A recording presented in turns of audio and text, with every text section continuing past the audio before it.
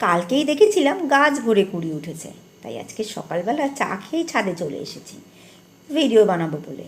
আর এদের সাথে একটু আলাপ করব। ফুলগুলোর তো আমাকে দেখে সে একগাল হাসি, আমারও কিন্তু ফুলগুলোর সাথে একগাল হাসি। আর এই যে দেখুন, এই গাছগুলোতেও কিন্তু বেশ কয়েকটা টগর ফুল উঠেছে। এই গন্ধলেবুর গন্ধ মন ভরে যায়। সাথে মায়ের হাতের আর মাছের ঝোল, ইলিশ মাছের ঝোল, আর এই গন্ধলেবু, আর কি চাই বলুন তো। আর এই যে দেখুন, এসে গেছেন সিনচ্যান। ছোটোবেলায় ছেলের সাথে এর কার্টুনগুলো দেখতে দেখতে কখন যে সিনচ্যানকে এত ভালোবেসে ফেলেছি তা জানতেই পারিনি।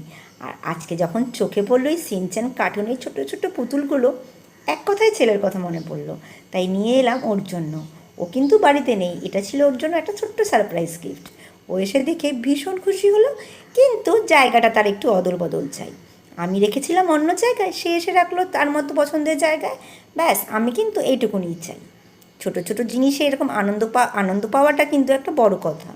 আর এবার চলুন দেখিয়ে দিই মা আমার জন্য কী কী খাবার পাঠিয়েছে। এখানে ছিল চিকেন নাগেট, সেটা কিন্তু নাতির জন্য, সে নিজের পছন্দ করেই দোকান থেকে কিনে নিয়ে এসেছে, দিদা তাকে দিয়েছেন।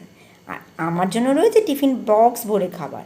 চলুন, এখানে রয়েছে চিংড়ি মাছ দিয়ে ইঁচড়ের তরকারি, ইঁচড় দিয়ে ডাল, মুগের ডাল ইঁচড় দিয়ে খেতে কিন্তু দারুণ হয়।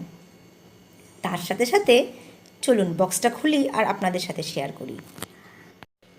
ওই যে বললাম ইঁচড় চিংড়ি, আমার জন্য ছিল আলু দিয়ে ইঁচড়ের তরকারি, চিংড়ি মাছটা দেওয়ার আগে মা তুলে রেখেছে। আর এখানে ইঁচড় দিয়ে মুগের ডাল, তার সাথে ছিল পার্শে মাছের ঝাল। হ্যাঁ, একটা জিনিস না জানিয়েই পাঠিয়ে দিয়েছে, কিন্তু খেতে ছিল অসাধারণ। আলু দিয়ে পেঁয়াজ দিয়ে বটবটি ভাজা এই ডালের সাথে দারুণ লেগেছে কিন্তু। এই যে এই বটবটি ভাজাটা খেতে বেশ ভালো হয়েছিল।